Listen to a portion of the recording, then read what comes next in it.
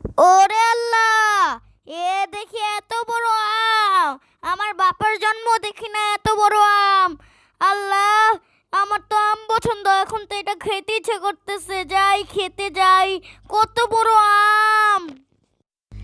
এই বাদর, তোর না কলা পছন্দ ছিল, এখন আবার আম পছন্দ করলি কবে থেকে? হ্যাঁ, যাক ভালোই হলো তুই আমাকে পছন্দ করেছিস, কিন্তু এখন তুই আমাকে খেতে পারবি না। হ্যাঁ হ্যাঁ, এই কয়দিন হলো আম পছন্দ হয়েছে, কিন্তু আম খেতে পারবো না কেন বলো তো?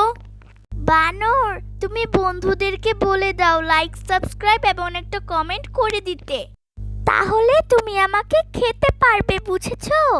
বন্ধুরা, তোমরা সবাই লাইক, সাবস্ক্রাইব একটা কমেন্ট করে দাও, তাহলে আমি আম খেতে পারবো। প্লিজ প্লিজ একটা লাইক, সাবস্ক্রাইব, কমেন্ট করে দাও প্লিজ।